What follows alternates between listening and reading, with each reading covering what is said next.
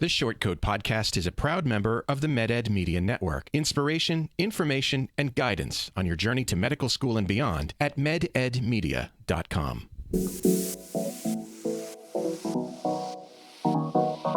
Meandering in the margins of medicine, it's the Short Coat Podcast. Weird news, fresh views, helpful clues, and interviews. By students, for students. Subscribe to our weekly show at theshortcoat.com. Welcome back to the Short Coat Podcast, a production of the University of Iowa Carver College of Medicine. I'm Dave Etler. With me today in the studio and live streaming on our Facebook group, the Short Coat Student Lounge, it's MD PhD student Aline Sandouk. Hey, thanks for having me. Welcome for the first time to the show, M2 Sarah Costello. Hello. And M2 AJ Chowdhury and M4 Emma Barr are literally phoning it in from various parts of the country. AJ's in Washington, D.C., and Emma is in Washington State. But if you thought that was all, we do have a special guest in the studio. My colleague and friend to medical students everywhere, Writing and Humanities Program Director Cate Dicharry is here. She's going to help us talk about personal statements, one of the most annoying aspects of applying to medical school and residency. Welcome, Cate. Thank you. It's a delight to have such an annoying component to my job. Hey, look, at least that's just... It's not annoying for me. Let me just clarify. It's one of my favorite things. I get to chat with everybody. It's just terrible for them. Yeah, I mean, do you regularly get excited students coming to you saying, yay, I'm here to talk with you about personal Every statements? now and then. Really? But not regularly. What's the... When people come in to talk about personal statements, what is the... Emma. It is... I feel behind. I don't want to do this. I don't know where to start. I don't like talking about myself. This is excruciating. Tell me what to do. That cover it, Emma? Yeah, pretty much. Okay.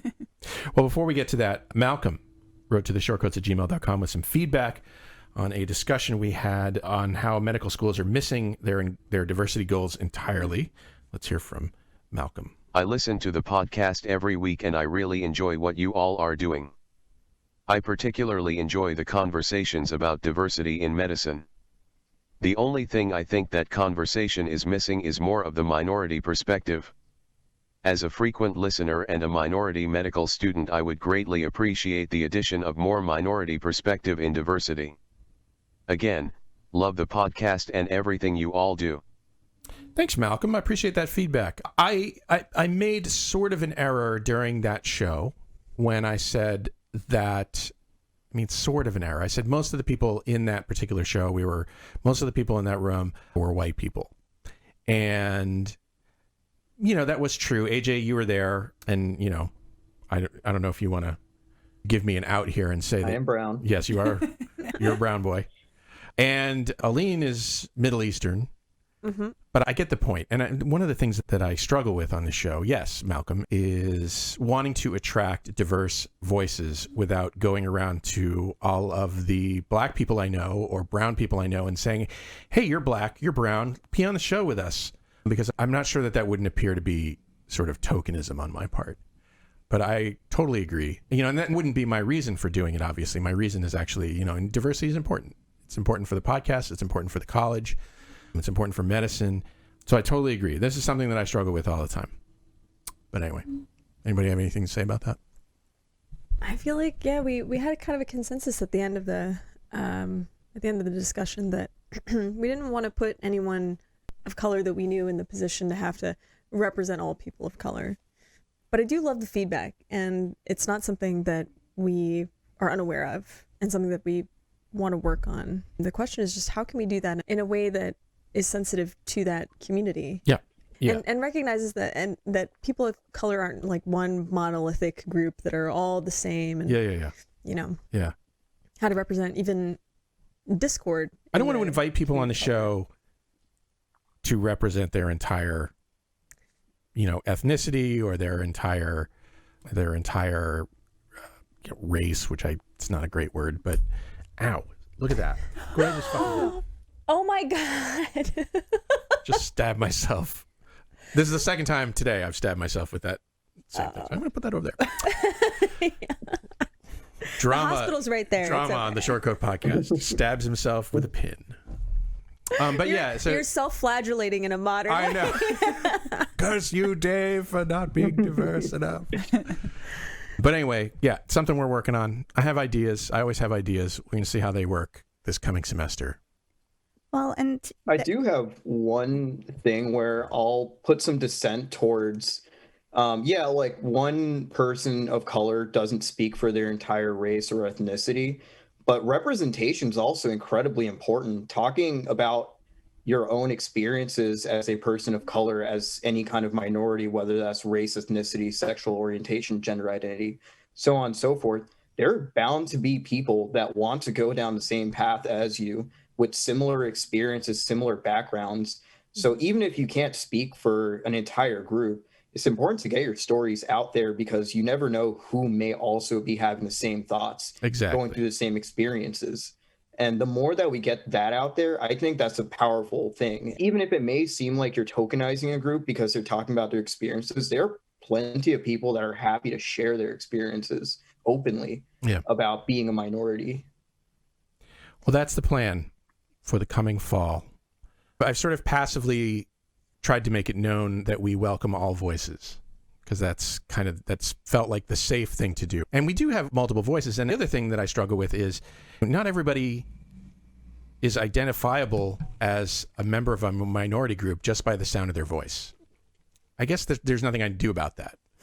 We just have to do our best. I was just going to say, I know there are a lot of people that are really doing work to be the voice for their communities and to talk about, really trying to talk about diversity and stuff, who maybe could be guests or something like. Yeah, I agree. Absolutely. Yeah. I wanted to piggyback real quick on the comment that you made about how it's not always discernible, who is a person of color and what their experience is. And it reminded me of that episode where we talked about people living with chronic illnesses in med school. And there were a lot of people who wrote in talking about dealing with things that were completely invisible to the average person, but maybe they take medication or they have something in their past that they're still working through. And so that's the only comment that I would make, is that we do have diversity on the show. It's just not super obvious. Yeah. And a lot of people of color and a lot of minorities go out of their way to blend in and conceal their immigrant obvious. We don't have time for subtext. I'm kind of talking about myself. When I first moved to this country, I remember having an accent, and I didn't hear it at first, and then now Can you do the accent now? Can we hear it? No, it's just that's the worst. But yeah, all right, put her, perform for us. Yeah. Dense, my buddies. Okay, I'll tell you, I couldn't hear the difference between beach and bitch, and so I sometimes confused, would say bitch when I meant beach. It's really embarrassing. Okay, but that's fair enough. You're something. Yeah, right. I have the same thing. Mine's a pawn. I can't say a pawn shop. I can't hear the difference between that and porn. I say them the same way, and I'm like, why do they? They're somewhat different anyway. Somewhat. Not in my head. I would pronounce those two words the exact same way. Yeah. I would say I'm going to the pawn shop. If I was I'm gonna go pawn my belongings at a pawn shop. That's what I'd say. Yeah, so that's that's a real thing. There are things people do to blend in better, to fit in better, and that was the way things were for a really long. This whole thing of no, we celebrate diversity. We want people to looking for people who look different. That's very new. That used to not be cool. Immigrants historically have wanted to shed their immigrant identities. They wanted to get rid of their accents, get rid of all the ways in which they, are different, because they want to fit in. And so this is a long way of saying that those people are represented on the show, but we're at this interesting intersection, I think, in a period of time where it's cool to be different, but you have this mixed population of people who are, kind of from the older days where it wasn't cool to be different, And I think within cultures of organized medicine, there's a risk in some ways of being different. Yes. Or talking about experiences and, the ways in which you did or did not fit into the expectations. And so I think that's a consideration too. What are you asking people to be willing to risk by going on the record and talking about these kinds of things? So true. Well, I think even just the way we talk about the United States as a melting pot of cultures, like it's sort of expected that you are just going to give up and change and morph your own culture to become mixed into this idea of American culture. Like it's sort of like expected. And if you don't do that, then you're not patriotic. Yeah. It's really hard to nail America down because there's of everything and of every opinion. And there's some people who love that, and they really love the fact that people can come here from wherever they are and still be that thing. They don't have to, there's not one stereotypical American culture, but then you have the other side of the coin, people who like want a lot of assimilation. They don't want a lot of mixing of cultures and I guess diluting of cultures. And in Americans' defenses, a lot of immigrants are that way too. Like I can point to a lot of people who are like, if I marry outside my culture, my parents will disown me, you know? So like, it's a human thing. It's a human thing, not necessarily a thing of one country or another. Well, I just want to say, Malcolm, thank you for the feedback. I really appreciate that. Totally valid. And see what we can do. Kate. Yeah. Let's talk about personal statements. As a small part of your work here, as we said, you help our medical students with personal statements that they will use during their application to residency programs. Yeah. Students love personal statements, as we've already said. Yep. Love them. Love them. It's like the best thing that they do. They love it. They're into it. You've looked at a ton of personal statements this year alone. What do you think makes an effective personal statement? I did this the opposite. I wrote what you told me, which is all the things that you shouldn't do. Dance for me. Okay. Monkey. Start with effective. Okay. Effective. What's the goal? Okay. That's a different question. Yeah. To me, the goal, I think one of the misconceptions about personal statements, and this might be a little different for those who are writing them for med school, and we can talk about that, and you all did that, so you'll maybe know more than I do. But I think we think for residency, and as you think about residency, it's why do I want to be in this specialty? And it's really then that ends up being a statement where you are describing a specialty to people who are professionals in that specialty. And it really needs to be more, why are you going to be good in this specialty? Why are you uniquely suited for this specialty? And that means that you have to talk about yourself specifically and with confidence and detail, and nobody likes doing that. It's very awkward. Well, I mean, I think we're kind of socialized to be self-deprecating, or at least not, brag about ourselves all the time. And I always, like to tell people, like, this is your opportunity. Yeah. You have probably 3 or 4 times in your life when it's okay, in fact, encouraged for you to talk about how great you are. But it's complicated because it's med students who are used to being at the bottom of a particular totem pole and who are in a particular position who are now being told, assert yourself and say that you're great, going into a specialty that you are just beginning to get to know. Yep. But that's the way it works. So a good one and an effective one is one that does that with detail and with evidence and examples and with specificity.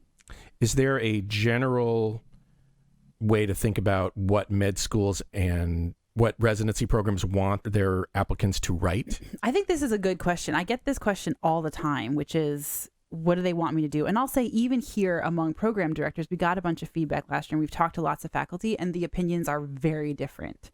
One person told me last year, I asked my mentor what my personal statement should be like, and he said, brief. And I was like, well, okay, that's one particular position. And others are like, well, I asked my faculty mentor and they say it's the first thing they read, and I annotate them and bring them into interviews. So I always feel like the truth is, we don't know. You don't know.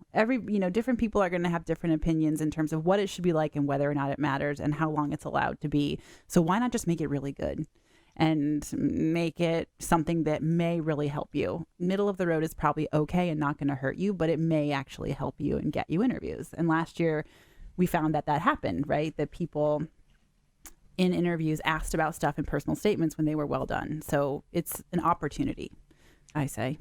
I spoke with Megan, one of our admissions and enrollment coordinators, and you mentioned, I don't know if this is the same for med school. For med school interviews. Here's what she had to say.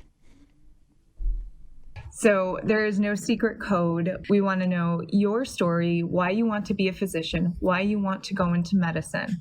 So I'd say don't ask yourself, does this sound good? But does it communicate why I want to be a physician? So use examples and description, bring us into your story, talk to the committee, let them hear your passion. That's really what we're looking for. I see folks who who forget that the goal is to tell us why they want to be a physician. So they'll talk about points that really aren't relevant. So they'll talk about how they're a marathon runner and getting into med school is like running a marathon. But then they forget to really link that back to why they want to be a physician. So they get caught up in the analogy or example. So that's something we see a lot. Another mistake we see is that folks will spend a lot of time with cliches or generalizations, and that really puts distance between you and the reader or the committee member who's reading your application. So when you say something like, from the beginning of time, healthcare has always been important, that actually puts distance between you and the person reading your statement. You're not bringing them into your story. So take some time to delete those lines, anything that doesn't sound personal, but sounds more generic, cross them out and get back to your story. It doesn't have to be one light bulb moment. I think students get caught up on what was the magic moment where I knew I wanted to be a physician. That often doesn't happen, but instead it's the culmination of a lot of different things that you've done over the years that has shown you that this is the right path for you. We certainly don't want you to get into medical school and then realize that this isn't the right path. So you have to show us that you've done the work, that you've been in front of physicians, that you've put yourself in front of the professionals that you want to become, and that you know this is the right field for you. Any of that sort of jive with what you tell med students? Yeah, I mean, a lot of that's the stuff I prepared on this fancy piece of paper is, not being generic, there's a lot of hedging language I read that's like, I always tell students, I find it very rewarding to have established trust with patients and this kind of language rather than I establish trust with patients, here's how I do it. Like that same sort of like hedging and distancing, lots of generalizations, even more probably than just cliches, because there's so much common clinical skills language, like compassionate listening and, like all these kinds of things, and everybody puts them in. And I think it's because you have such a small amount of space that you think that's a shorthand to something that means something to a reader, but it's basically rendered meaningless because we hear it so much.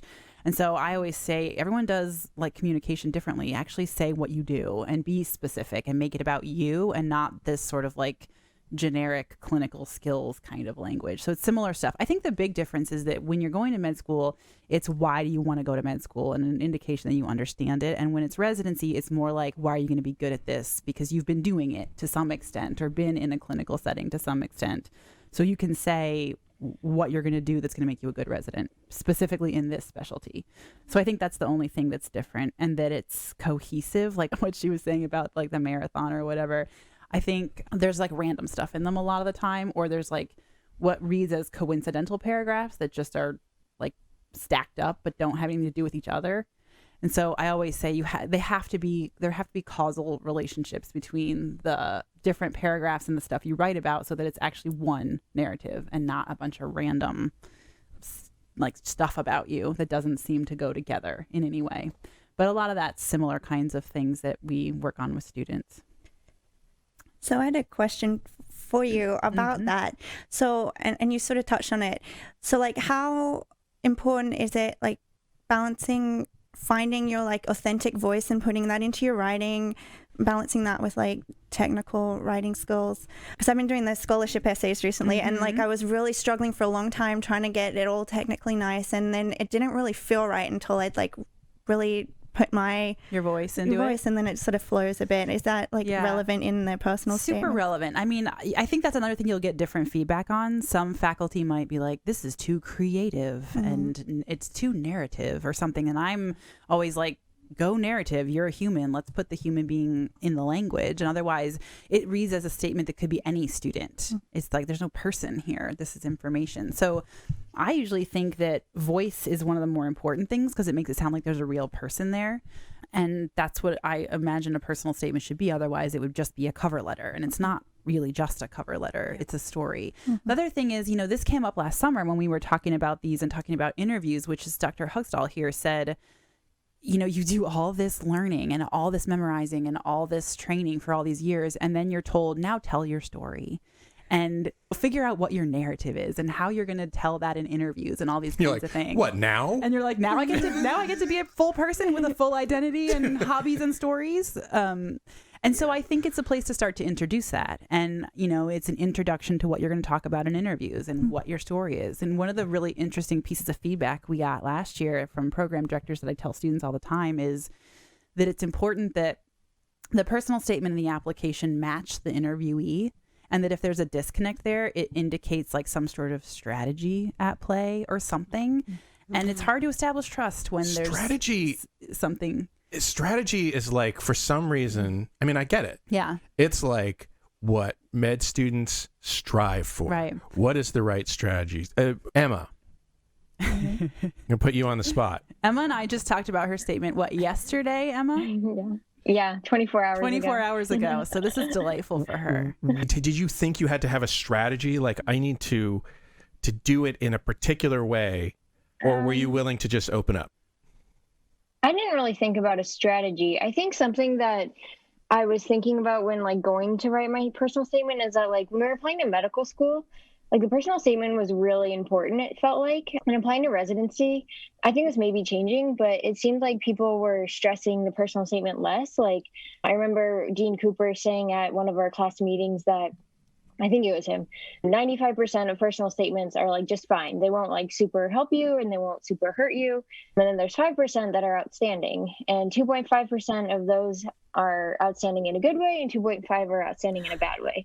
And so I guess that was a little bit comforting in that like most personal statements are just fine. Like it doesn't really help you that much. And so I tried to remind myself of that while I was like giving a shot at my first draft. But I think that might be changing a little bit, especially with like virtual interviews and like COVID and changes in board scoring. I think that people are relying more on the personal statement. So, and I think I don't know if that answered your question, but I didn't really have a strategy. I think there's more than that are good. And I think the good ones can help you. But that's just my defense of writing and the importance of narratives and stories. So it's an extreme bias on my part.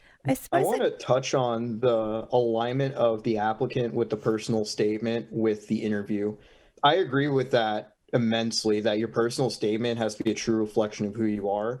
And your application, you shouldn't be trying to game the system to not be authentic with who you are. Because when you get to the interview stage, if you're not talking about what's on your application or your personal statement, and you're talking about who you actually are at that point, your interviewer is going to be a little suspicious of you. Right. Like you said, like gaming the system.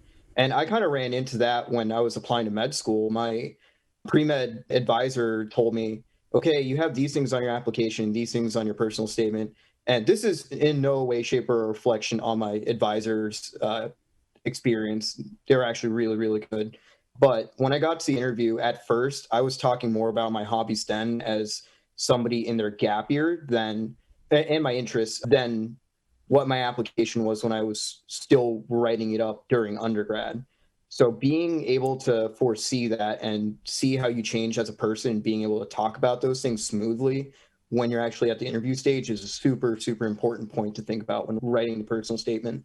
Yeah, and I'll also say, like, along those lines, something really important that is maybe the conversation I have second to you have to talk about yourself, which we have that conversation with everybody, is questions about what can I include and what should I not. So like personal stories, identity information, particular equity work, like these questions come up all the time, and people are trying to anticipate how those kinds of things are going to be read or valued or judged. And it becomes really complicated because students will often feel like, well, I want to go to a program that's okay with this, but I need interviews. So like, how can I negotiate that? And how can I anticipate what to expect in terms of how forthcoming I should be about either my own identity or my own experiences or my own intent to pursue a particular kind of justice in my work, especially.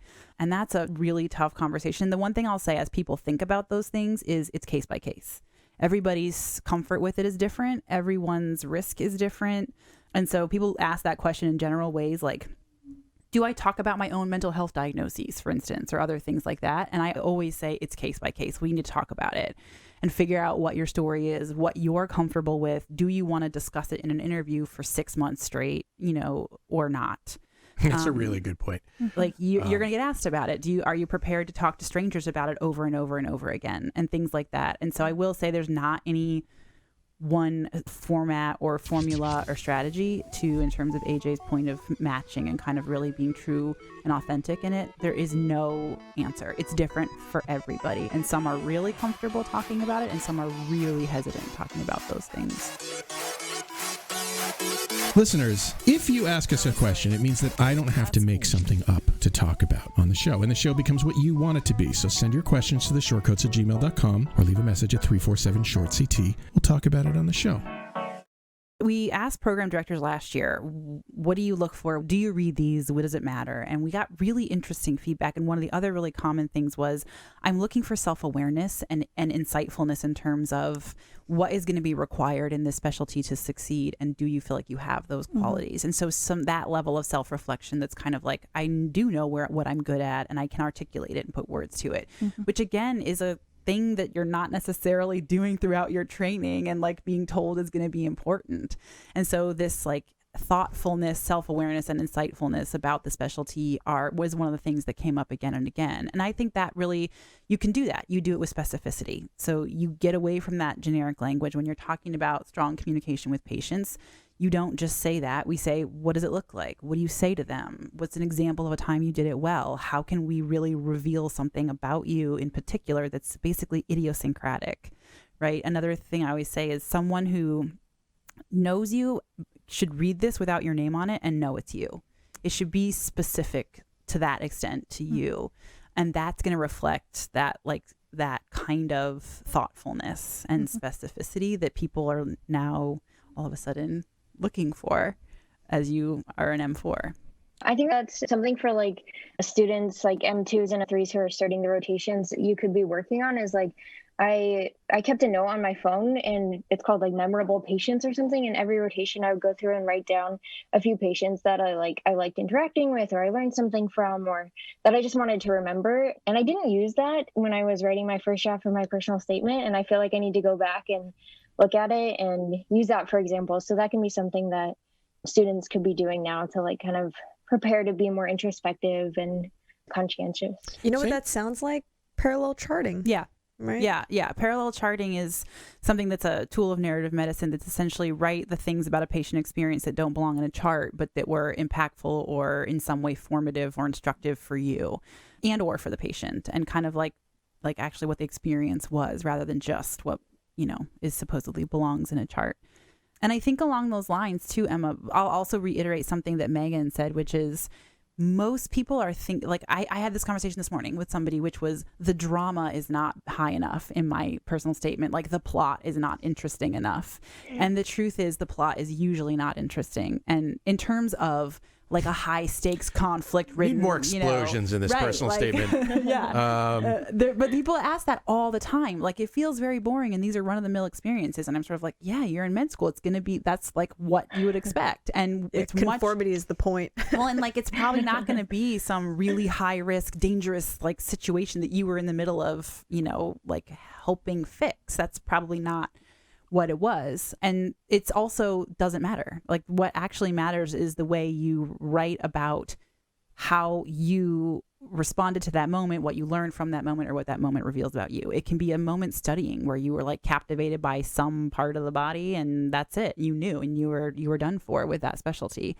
It's much more about the part that you write about yourself than that the plot be like dramatic and high stakes. So those everyday, and plus I always say too, like the rest of your training is going to be full of everyday moments. It's not going to be rare diagnoses and high stakes procedures probably. So why not write about how much you love the day to day and write about it well? And that's going to be much more persuasive. So you don't have to seek those like epiphany moments or whatever. That's just feels forced usually when that's what people write about. Yeah. I mean, Megan said, the light bulb moments aren't actually that common. Right. People always think they need to look for them, but it's not that big a deal. Right. I want to piggyback off something Cate is pointing out, that you can really adequately express how important even mundane moments, if you write about it well enough and talk about the impact it had on you. And it seems like the trick to good writing, and I guess good writing personal statements is like, can you put the reader in the same moment that you were in and make them feel what you felt, even if it's something as simple as like, yeah, I never forgot this person because they were a World War II veteran, you know, and there's not many of those around. Right. And like what they said and what the small details were. I always will also just say too, like in any kind of writing, when you're writing and drafting, you have to not worry about like length and polishing and editing. One of the other things that med students tend toward is they're hard on themselves. Y'all are hard on yourselves, and you edit and polish as you go, and you worry about your language as you go, and you also worry about getting to the right length because someone tells you it needs to be short. And so you self-censor the whole time you're generating new content. And then it's hard to get into those like actually really authentic moments or those specific details because you're self-censoring.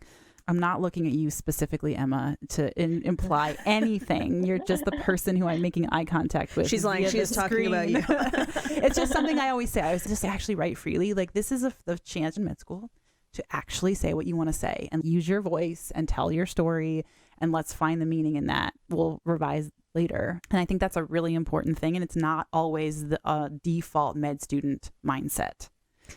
You know, you're really speaking to a critical missing piece of our education, because you're right, we don't really do any of that at any point unless, you know, and there's some very enterprising students that seek out those opportunities, like take fantastic humanities elective classes. Yeah, honestly. And like they're available, and if more people sign up, then that gives Cate the ability to go to the med school and be like, hey, give me more class time. There's a high demand. Let me teach more. Yeah, but you know, you're right. You know, you go through med school having to adopt a certain mindset and behave a certain way to succeed, and then at the very end they're like, all right, now flip the switch and be a human again, not a robot. Right. But like, what a missed opportunity for, and I'm not talking specifically about CCOM, but like for med schools in general to incorporate little pieces of that along the way so that it's an iterative process or like a process that builds on itself, so that when they come to this point, they've been preparing for a marathon their whole med school, and now they're about to cross the finish line, right? As opposed to like, hey, you're running a marathon tomorrow, good luck, right? And you've never run in your life. Yeah, and I think there's this perception that something called reflective writing is like sort of a waste of time, and it has a bad reputation, and I understand it sometimes deserves that bad reputation. It's not always done well. It's often not done well, but the truth is it's a way of establishing and putting language to your identity. That's what it's really supposed to be for, and especially when you're going to have to do that with something like a professional piece of writing, like a personal statement, and then like extensive talking about yourself in an interview to communicate that you are confident and competent and you know yourself well. That's a high ask. And so I think thinking about it as identity constituting work where you're figuring out who you are and what your story is in the context of medicine and medical education is a better way to describe it than like reflect on your feelings. And you know, nobody wants to do that. Nobody. But isn't it a skill that's gonna help us as physicians to be better physicians and to like cope with those situations that, I don't know, to just be able to go away and like reflect on what happened and like figure out how, like, I don't know. I think we're thinking the same thing. What the thought you provoked as you were talking is it's so much easier to help patients tell their story if you know how to tell yours and articulate for them maybe things that maybe they're not able to articulate and like can't even articulate and are not aware of. But if you're good at that already for yourself, then it's a thing you're right, it makes you a better doctor. It really does. What were you going to say, AJ? I have two things. First of all, Cate's Humanities elective has made me become a much better writer. 11 out of 10 experience, highly recommend. I really want to do this. Plus. Is there one in the spring? Yep. Every semester. Okay. Yeah, I don't know why I didn't know about this. Because you're busy. You were an M1 being an hammered. M1. Yeah. Yeah. You have a life. You have a whole life outside of med school that is unlike many others. With your children and your family and all this kind of stuff. Yeah. Also would be why. All right. Sorry, AJ, go ahead.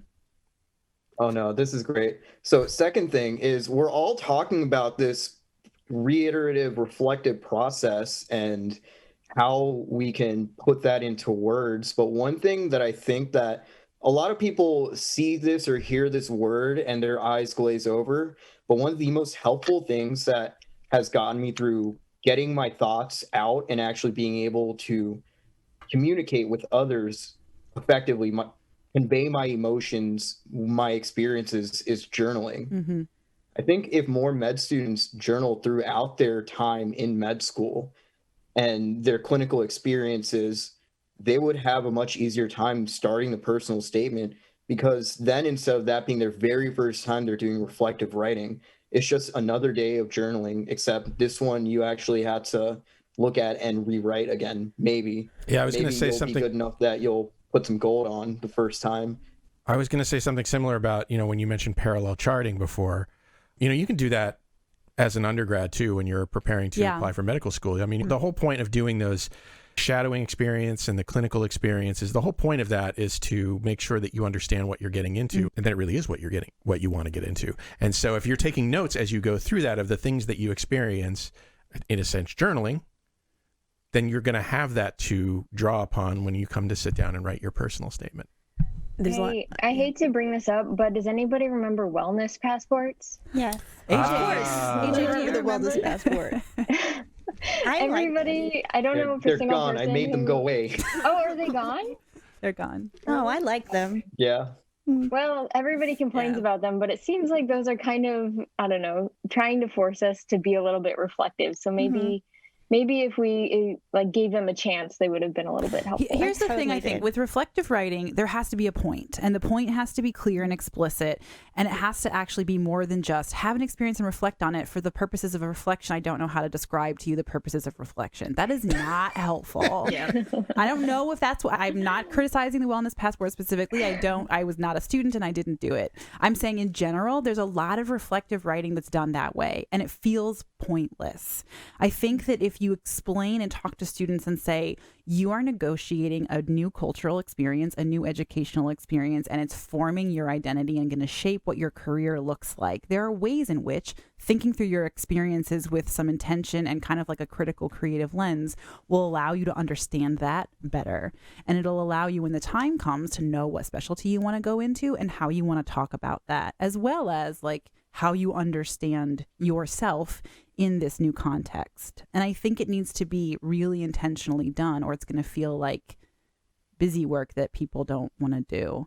But I think it has to have that really clear intentionality behind it. And it is kind of the same thing as what you're doing essentially when you figure out what your statement is going to be and what you want your career to be. It's why so many of the meetings I have with students end up being really long conversations about their lives and what they want their future to be and what they're struggling to figure out and what their questions are and their doubts and all these other kinds of things.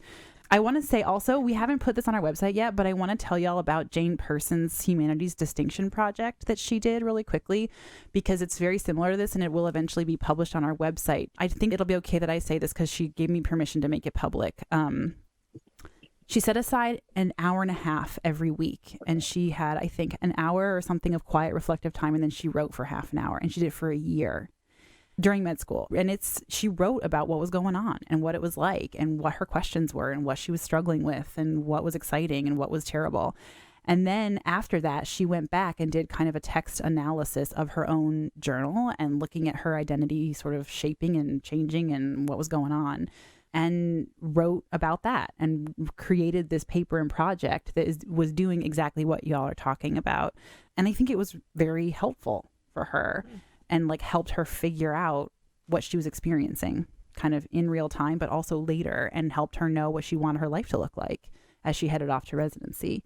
And she did it for her humanities project, and we'll put it on our website eventually, but it's a cool thing to check out and to see, what the possibilities are.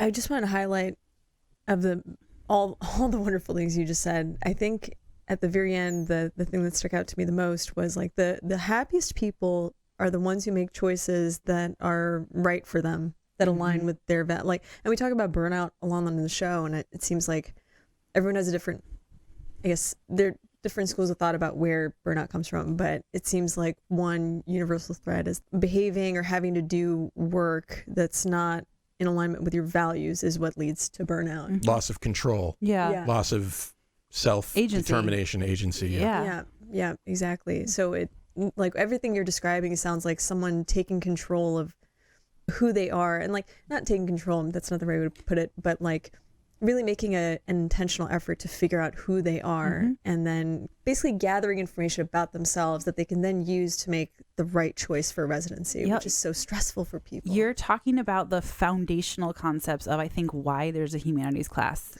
in medical school. So even though this was about personal statement, it's really similar to what we teach in the advanced elective, which is who is in control of your story? Are you in control of it and deciding what it is going to be, or is the institution you're a part of in control of it, or other people in your life? And who's getting to make those choices about what your story is? And that is identity forming. It's going to change. It has material consequences. Your job, your access to resources, your grades, the letters you're going to get, like all of these things. And it has to do with who's narrating your story. And some people, especially people who are in historically marginalized groups, have even less control over their story and what's allowed to be a part of it.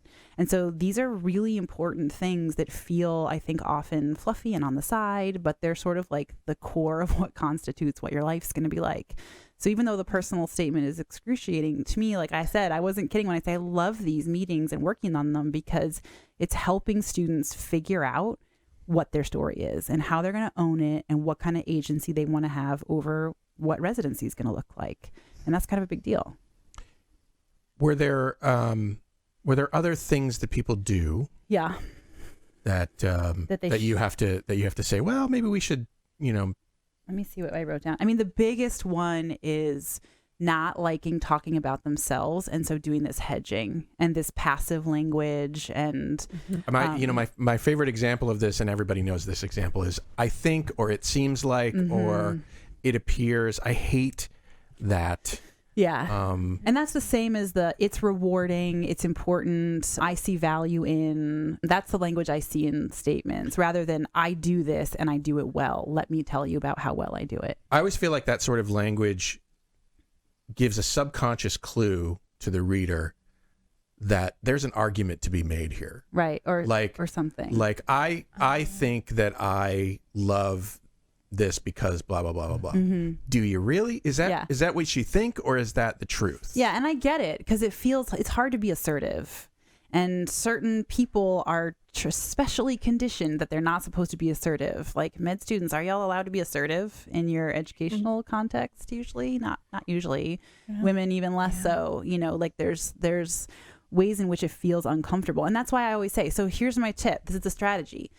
You show us and you in action. You show us, you give us an example, and it can be like, all my patient interactions are like this, or this one specific inpatient that I wrote about on my note on my phone that I remember. And you say, like, here's what happened, here's what I did. In order for me to succeed in that moment, I had to bring to bear my skills of really listening carefully, not interrupting, letting the patient run the story and decide what was going to be important, even if that was in conflict with the healthcare team, and then advocate, which meant finding a diplomatic way to talk to my attending and say, we have to deal with this rash, even though there's a cancer diagnosis on the table. And that's what I did. And in order to do that, I had to be confident. I had to be this. I had to be that. So you situate it in the context of a story or a thing that happened, and articulate, here's the skills that I brought that allowed me to succeed, rather than just saying, I'm amazing, I'm smart, I'm competent. That's weird.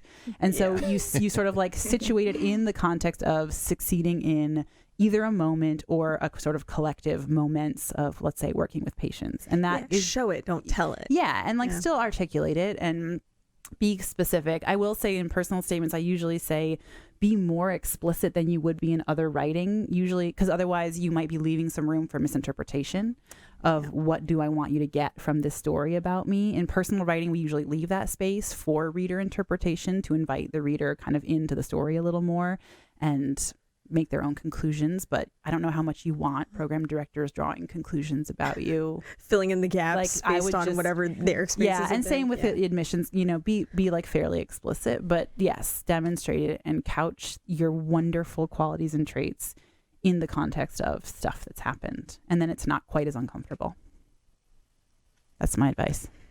To add to that, which, as a non-professional, everything you're saying makes so much sense. And the other thing I wanted to add is, it seems so much easier to advocate and not boast. I'm having trouble articulating right now, but when you're doing it on someone else's behalf, it's so much easier to stand up for yourself and be assertive when you're doing it for someone else. But it's really hard when you're doing it for you. You know, like if I had to shout at someone for my mom, I would. I was going to say, have your mom write your personal statement. You know, if someone was trying to work my mom over with a big car repair bill, I'd be like, listen, we're going to have a problem, you know, if you keep doing this. But if someone tried to screw me over with a big car bill, I'd be like, okay, all right.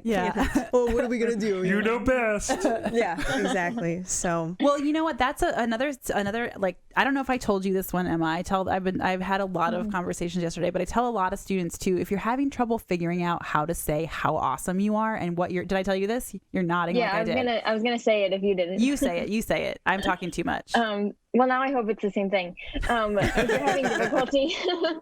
you're having difficulty, like figuring out like what your strengths are, or what you think is unique about yourself, like think about the mentors you've worked with or attendings that you really admired and what characteristics you admired in them, because you're probably going to try to emulate that yourself. Right. So describing somebody else who you think is really great.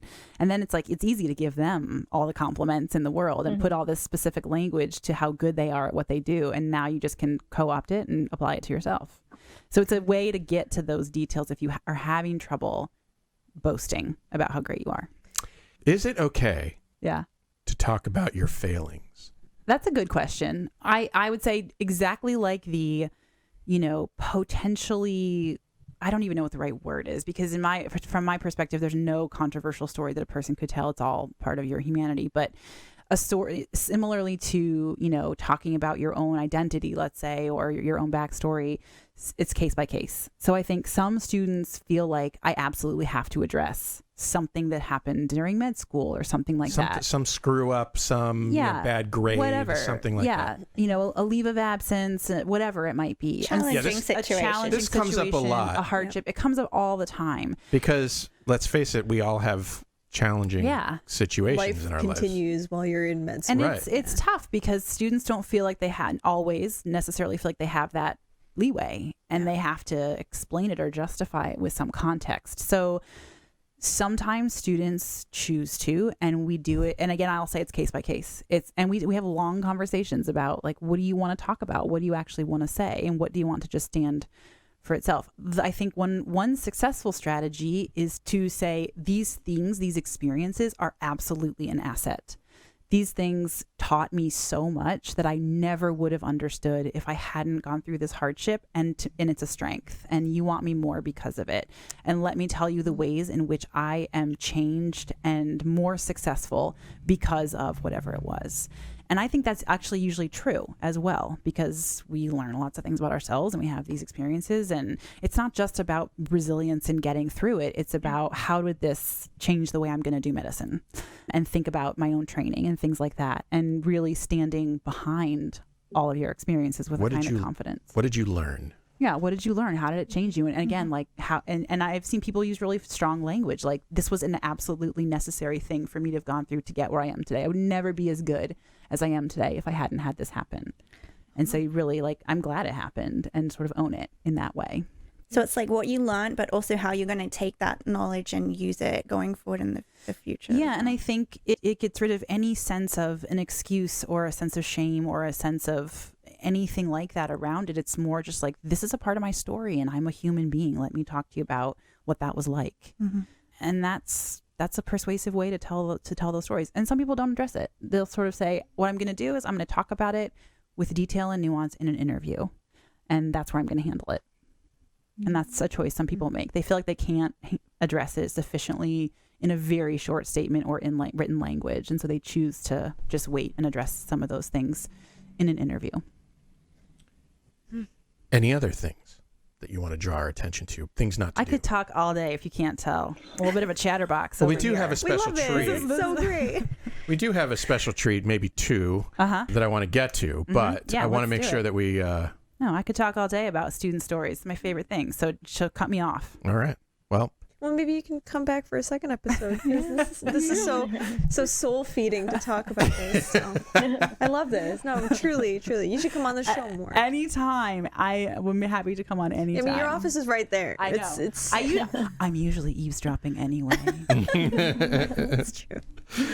So the aspects of the curriculum that that we do learn, like reflective writing, like I feel like it's not just the wellness passport, it's also in our ECE reflections and in early clinical experiences. Yeah, yeah, in our parallel projects. I feel like I've come across it a lot, and I feel like personally it's helped me become a better writer. My experience was mainly just with science writing and trying to piece together other people's facts, where it's really helped me to actually put my own thoughts not just down on paper, but even like talking about things that are important to me and like reflecting on things.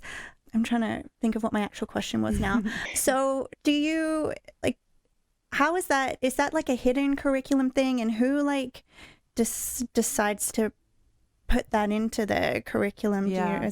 I mean, I can tell you a little bit about what I know here. There's getting to be more of this humanities thread in the preclinical curriculum. So this year, in the last fall, I did a lecture on story and the relationship between story and power. And that was the first time that we had done that. And then we're expanding that to lead it into some content around experiences of shame in medical school and the ways in which... No, it's so needed. It's so needed. Sarah's like, I'm ashamed. Yeah.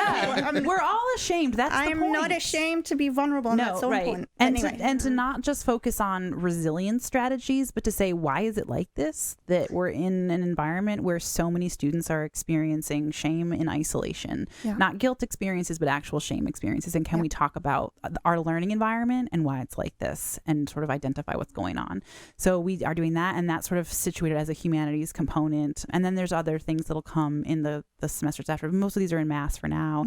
But I think that it's a hard case to make sometimes, that there's a place for this when there's so much science-based content that people feel like needs to be what's addressed and what is at the center of things. Humanities is entering the conversation more, I think, generally, nationally in organized medicine, but it's peripheral still. And it's hard. That's why I say my like sort of hackles go up in terms of like reflective writing a little bit, because it has such a bad reputation as not being rigorous, not being serious, not being central to y'all forming your identities as about to be physicians, but also just the way we move through the world. And like, we are narratively based creatures. We should understand it, right? I always say in CAPS and in your clinical skills class in the beginning, you get this piece of advice: listen to the patient's story without any description of, that's why we added that story lecture. Like, what is a story? It's a very complicated, curated, censored, edited, full of lies, full of shame kind of object that is fluid and fully attached to the person's identity who's telling it. We should think about how that is, but also especially for you all, what's going on with you and your stories as they form during your medical education, because you are going through a acculturation process and a transformation process that is so intense and constant and relentless. And this stuff's happening to you. And this is one of the ways that you could kind of get control over it a little bit and like understand it a little bit better, would be through this kind of story and writing, and also just like having the structure to talk about it in a way that's really intentional and not like open-ended, write a reflective thing and like, that sounds nice. I don't know. It needs to be more directed, I think, than that. So I don't know like quite the answer. That was really rambly. Oh, I love it. But that's what I think is really helpful for people as they navigate this experience. Yeah, I totally agree.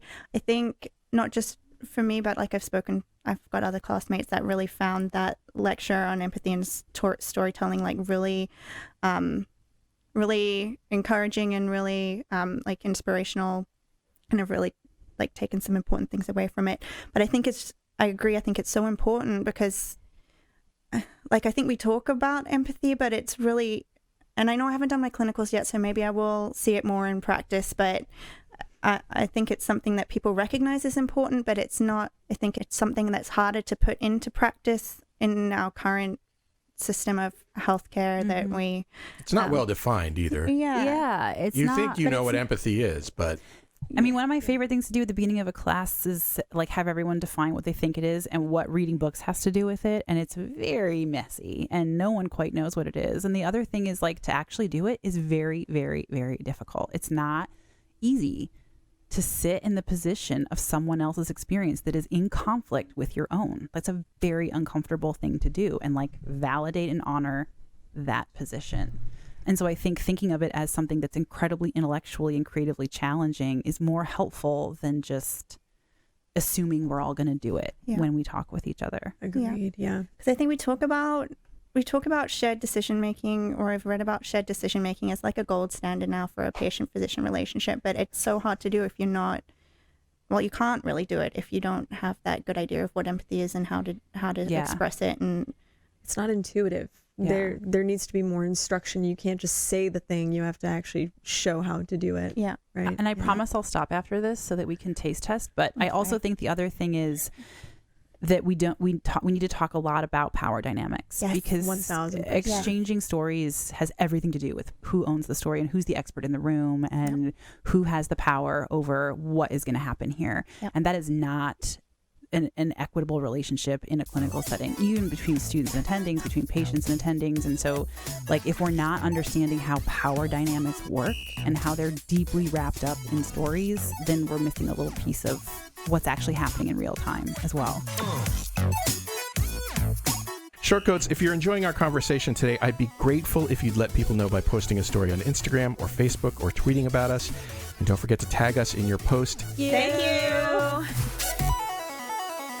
We have a thing for you. There's a thing? Yeah. So we got a little something for you. A lot of students got together and got a small gift. It's a very small gift, but it's just something to show you appreciation for everything that you do for students and for all of this, for your open door, your open mind. I think a lot of students come to you with their challenges more than we tell you. So we got you this. Dave is opening an envelope.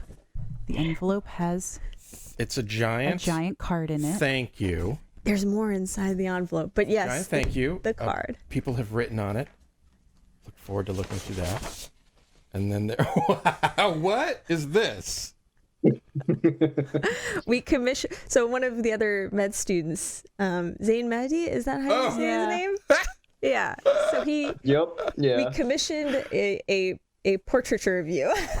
That is fantastic. I gotta punch in on this. I don't know. No, Zane made that. Yeah, he did it himself. Wow. Yay, Dave. Thank you. Thank you for everything that you do for all of us, for all the students. I'm gonna plots. So I was debating whether or not to. So remember that day? Yeah, remember that day where I was like, "Hey, so I have to get a picture framed. What do you recommend based on your aesthetic?" People do this to me all the time. People say that. I remember when I was getting my just before I was married. Yeah. Getting ready for the ceremony, and a friend who was staying over before the ceremony. We were like shopping for stuff, and she's like, "Oh, I need to get a picture frame." And she's like, "What do you think of this one?" I'm like, "Nah, I don't like it." Next day, I got the picture frame. With wedding pictures in it. She's like, "See, fucker." Well, you have very unique taste, and so I didn't want to, go and get something you didn't like, and I was trying to be sneaky, but I figured, we figured you could frame it any way that you wanted. So thank you. So I'm okay. I think AJ was the one who.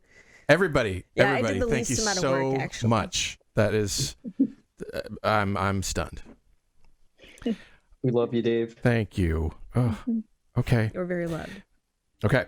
Guys, I've made no secret on the show of my preference for savory foods over sweet foods. And we've experimented together over the years with different ideas on that theme, such as my savory toothpastes, my instant oatmeal with Parmesan and Sriracha, and other things. Kate's like Marmite. I live in fear. Today we're going to try something different. Vegemite. I asked my colleagues. Yeah, you're from New Zealand, aren't you? Australia. And the UK. Okay, so yeah, you're all into the Marmite and the. It's like it's a toss up. No, it's a Vegemite. Okay, Vegemite. I asked my colleagues in the Short Coat Test Kitchen, that is me and my wife Christine, to whip up some new ice cream flavors that we're going to try today. Kate, reach behind you. There should be a yellow bag. Oh my goodness. Wait, ice cream? Is it melted?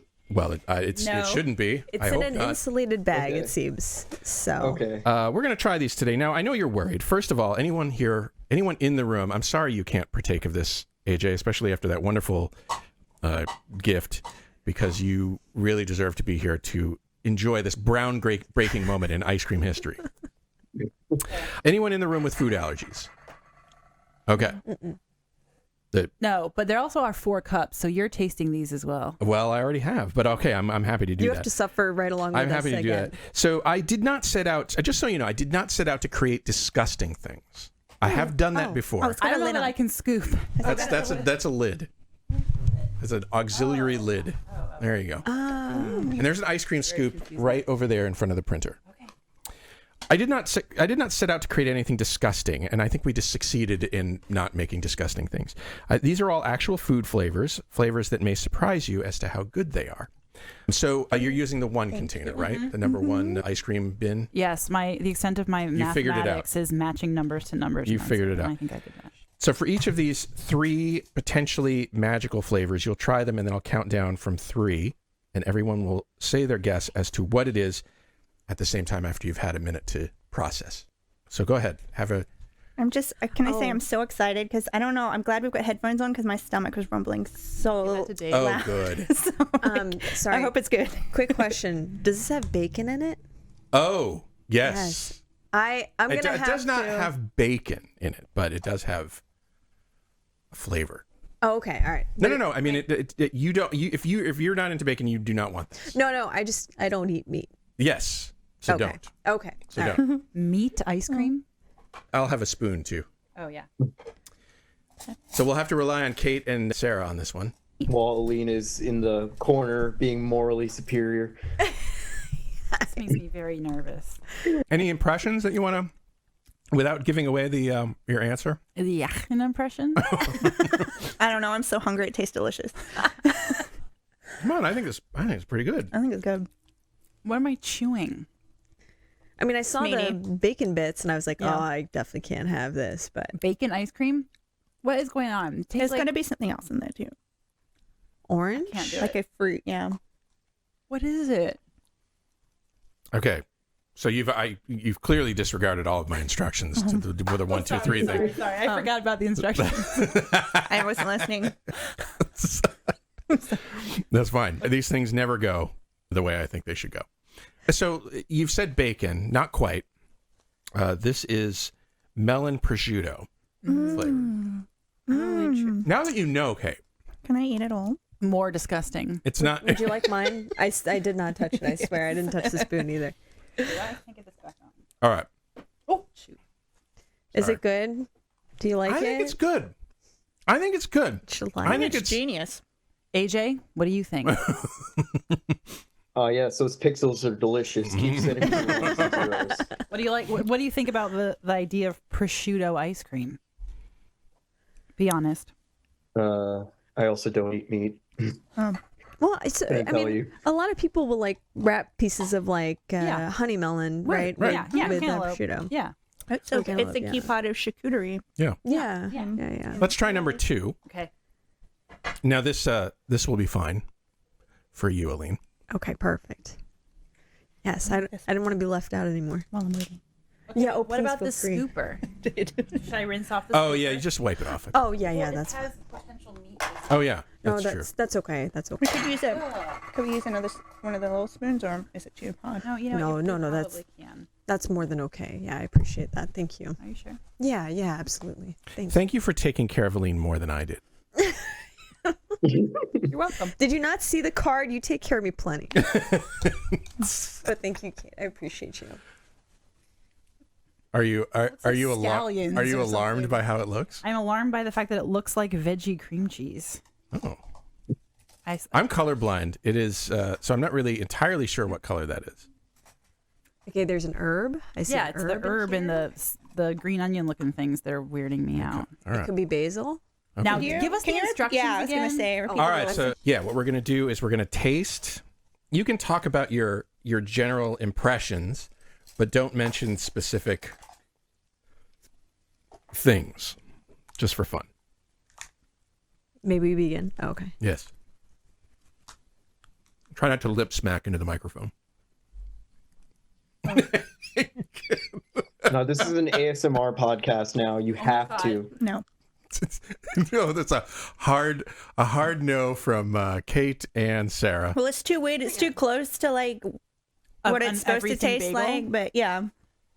There's definitely onion in here. Uh-huh. Okay. All right. Have we had a moment? Are we ready to 3, 2, 1?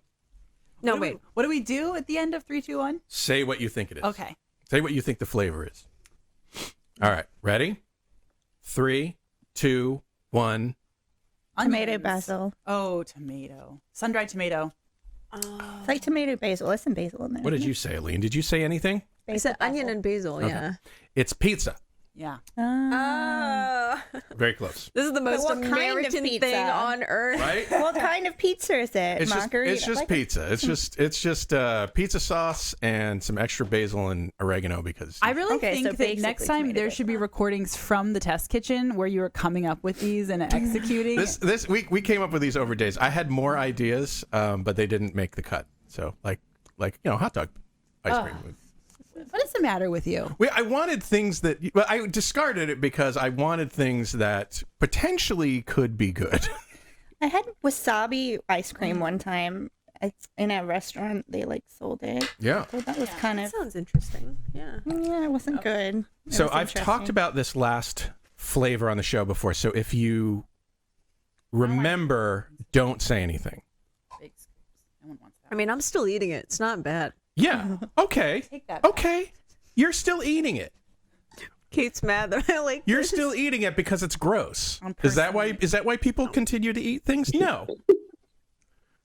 I mean, sometimes.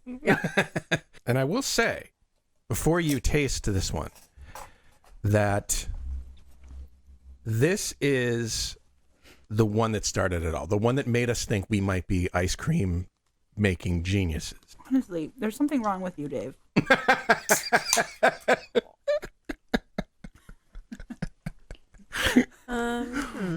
What do you think? Oh yeah, this is definitely onion ice cream. Yep. 3, 2, 1, people. Oh, I don't know I why think this is I don't know why I went back in for a second bite. you. So I'm the only one. Me and Christine are the only ones who like this. I think kinda your good. title of genius is being retracted, taken away. I think it's a testament to what sugar can overcome. Yeah. It needs like crackers or something. Yeah. Oh, that makes it like a cheese spread, which Crackers. is All A right. waffle cone. Do we need to 3, 2, 1? Let's go ahead. 3, 2, 1. onion. It's caramelized onion. It Isn't it is caramelized onion. How did you know that? Well, it's got a sweetness. Ugh. That's a good point. I think this is the best flavor. I like the first one definitely. Of these three That's number two. horrifying flavors, Yeah, of these three, which is the best? One. The prosciutto melon. Yep. That All makes right, sense. I could buy that. I could buy that. as long as you don't get a prosciutto bite, now you're chewing your ice cream. Oh, I think that's fun. if you You're far more adventurous It's with your weird. desserts than I am. if you have What about cookies? And that cookie dough. It's not pork. It's not a Sure. salted pork in my ice cream. Still chew it though. we did consider. I did want to add in mozzarella to the pizza one, Oh, what is the? Somebody take away your ice cream. but machine. Christine had actually tried that for some reason in some other context, and she found that it just became like Well, this super is the hard worst little part pieces. of this whole story, which is that she'd already done it before, which just tells us all that this is a pattern. You know what's funny when You had an when she said opportunity that- to figure out that this was a very Yeah. wrong thing and a slap in the face of God. but when you kept she doing it. when she said that, when I was like, here, I brought some mozzarella, she's like, oh no, I've tried that. Did not even occur to me to be like, wait a minute, you've done tried that? So that just shows our dynamic, our Wait, You're before or adventurous. after you guys knew each other? Like, did you have this machine and it's plausible that she could have had this idea when you weren't around No, and went, this I'm is going to a- try this, and then this is didn't a tell new you? this is a new we have had caramelized ice cream several times in the past. Caramelized onion. Caramelized onion ice cream several times in the past that she's made. To me, it's just it's solving a problem that doesn't exist. Yes, actually, you that's a don't- very good point. Who's sitting around going, I wish I could find a way to marry my love of onions and ice cream? Caramelized onions are delicious and have their place. They don't need to be turned into a soft dairy dessert product. There was literally a SpongeBob episode about this. He is ugly and he is proud. What about a caramelized onion cheesecake? I reckon that would be really good. See, I think Sarah hasn't agreed with everything I've put on the table today, both literally and figuratively, but she's the most open-minded. I'm not open-minded at all. That's our show. AJ, Aline, Emma, Sarah, Kate, thanks for being on the show with me today. Thank you. Bye. Bye. And thanks for the lovely gift. And what kind of epidermal cyst would I be if I didn't thank you, Shortcoats, for making us part of your week? If you're new here and you like what you heard today, follow the show wherever fine podcasts are available. Ours will be there too. Our editors are AJ Chowdhury and Eric Bozart. Alex Belzer is our marketing coordinator. The show is made possible by a generous donation by Harvard College of Medicine student government and ongoing support from the Writing and Humanities Program. Our music is by Dr. Vox and Catmosphere. I'm Dave Etler saying, don't let the bastards get you down. Talk to you in 1 week.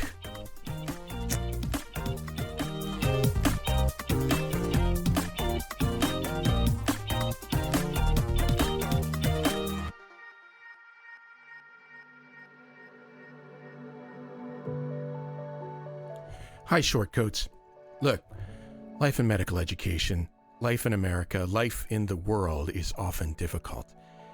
And I often wish I could help. All I have is this podcast, but in my wildest dreams, you have the support you need to lead a life of your choosing. You deserve to be happy, healthy, and successful in whatever ways you define those words. So if you need support because you've experienced racism, discrimination, harassment, mental health crises, I want you to be able to get the help that you need.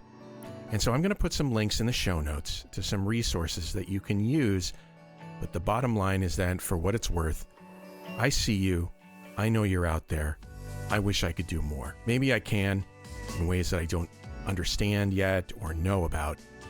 But I see you, and I'm glad you're here, and other people are too.